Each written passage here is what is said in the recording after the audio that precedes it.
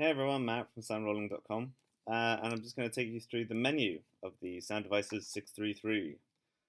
So we've already done a video on powering options, and these are basically all your different powering options and their status. And you can choose what your external, which is your 4-pin Hiroshi uh, type of battery is, or power, external power. And choose that if that ever gets unplugged, whether you want to shut down or whether you just want to switch to another powering option. So check out that other video if you want even more details of how to power all those batteries. So inputs, we have linking just like on the 664. I mean, this is if you're doing sort of stereo, mid-side stereo. And you're going to have, obviously, sorry, I'm trying to read this upside down.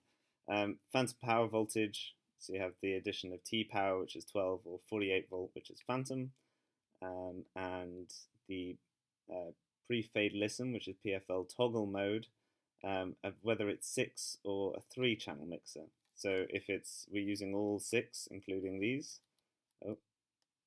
then these here, sorry, everything's upside down.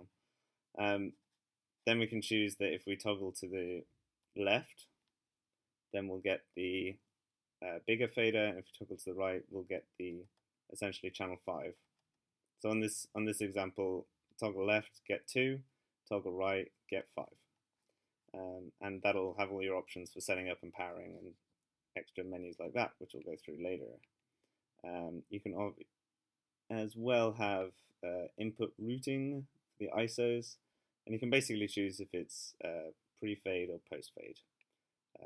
Again, that's kind of personal preference. I usually set my gain and kind of leave the ISOs running and then mix away to mix tracks instead. But again, plenty of different options. And you can have input delays for any of the inputs. Some people have talked about trying to delay the difference between boom and wireless mics to try and line them up so they don't sound phasey.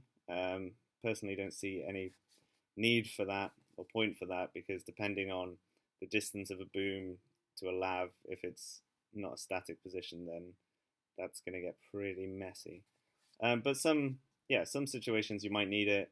Really useful to have if it comes to it. And now we'll just go to outputs. So we can choose how we link all these together. So if we're sending out through the outputs on the side, whether it'll send both L and R, for instance, and then the X1 and X2, or you can have them all completely separate. So if you're sending out of X1 and X2 together into one cable, it will join them both together. You usually have L and R together and those separate. You have all these different options again for different powering, for outputs. Just remember that you're usually going for line level if something's been boosted through here, because then nothing else is adding even more voltage. And what else do we have? We have the TA3s, yeah, X1, X2. We have the AES output routing, so you can configure that completely, which is amazing. For AES channel 1, channel 2, channel 3, channel 4. These are available on both input 1 and input 6, I believe. Input 1 and input 3. So yeah, that's a whole other world of fun that can't really be explained quickly. Playing back, you might decide that you only want to play back through your headphones and not through outputs. So if you're linked to camera, for instance, and they go shoot GVs and you decide to listen back to some stuff, then they're not recording your playback, essentially. And final options are X1 and X2 routing. So you can route any different combination, either pre-faded or post-faded, of all the different tracks to X1 and X2, which is just really handy for if you're maybe going to another external recorder or sending out to different mix tracks or sending to different cameras. Again, really, really handy. And there's X3 and X4, which is this 3.5mm on this side, unbalanced.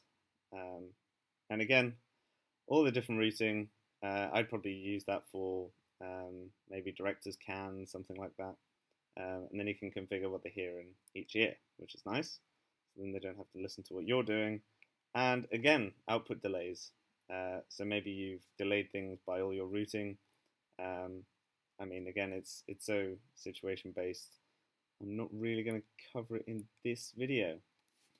So now I'll just make it a new video, basically explaining how to use the inputs and outputs on the physical machine.